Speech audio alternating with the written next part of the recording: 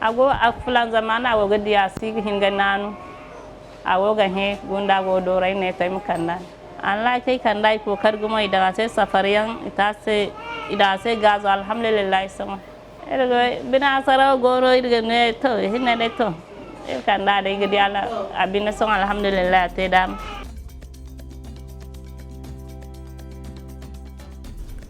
Respirer, c'est vivre.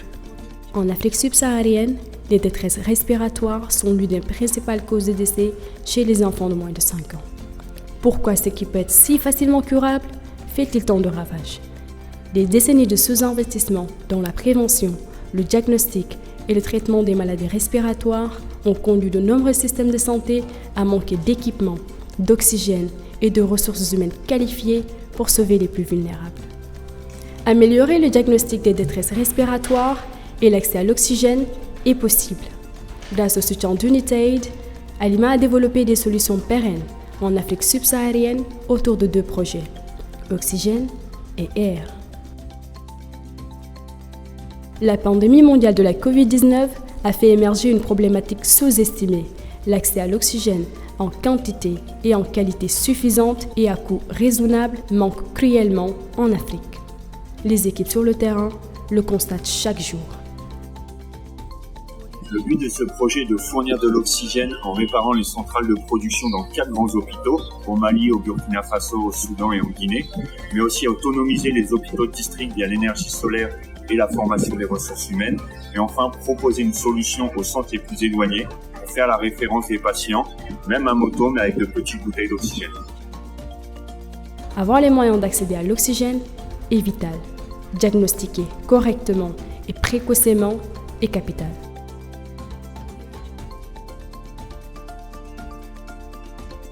Il existe un outil peu coûteux et simple d'utilisation, l'oxymètre de pouls. Fixé sur le doigt ou à l'orteil, cet appareil permet d'identifier la baisse du taux d'oxygène dans le sang. Détecter tôt, c'est augmenter les chances de survie. Petit outil, grandes œuvres. Pour bien diagnostiquer une détresse respiratoire chez l'enfant, l'Organisation mondiale de la santé recommande l'utilisation de l'oxymètre de pouls dans le protocole de la prise en charge intégrée des maladies de l'enfant. Le problème, faute de moyens, l'oxymètre de pouls est absent des centres de santé primaires en Afrique subsaharienne. Le personnel de santé se réfère seulement à des signes cliniques parfois difficiles à observer, ce qui contribue au risque de mauvais diagnostic et retarde la prise en charge adaptée. Pendant 3 ans, Halima et ses partenaires, Soltis, Terre des Hommes, l'INSERM, ont décidé d'associer leur expertise autour de cette problématique. Au Burkina Faso, en Guinée, au Mali et au Niger, grâce au projet AIR, les oxymètres de pouls ont été introduits dans 202 centres de santé et plus de 560 agents de santé formés sur leur utilisation. La population a été sensibilisée à se rendre de façon précoce dans les centres de santé en cas de signe de danger.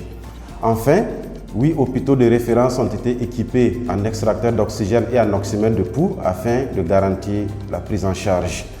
L'un des enjeux de ce projet était de produire des preuves scientifiques grâce à un volet recherche avec l'INSERM et l'IRD pour éclairer les décideurs politiques dans le processus d'adoption de l'oxymètre de pouls dans les protocoles PCME et faciliter son passage à l'échelle. Quelles sont les conditions nécessaires pour intégrer l'oxymètre de pouls dans les protocoles PCME des pays? Ce serait d'abord de faire le plaidoyer pour ancrer dans les habitudes des gens l'utilité même de l'utilisation de ce produit. Ensuite, la deuxième étape, ce serait surtout la formation. Le personnel paramédical n'est pas très souvent habitué à l'utiliser, donc il faudra les former pour son utilisation. La troisième étape, c'est surtout la disponibilisation. La disponibilisation, mais d'outils d'une certaine qualité. Pour réduire la mortalité néonatale et infantile et enfin espérer atteindre l'ODD 3.2 à l'horizon 2030, il nous semble essentiel d'ajouter un nouvel outil dans les protocoles nationaux et garantir un accès à l'oxygène durable et sécurisé.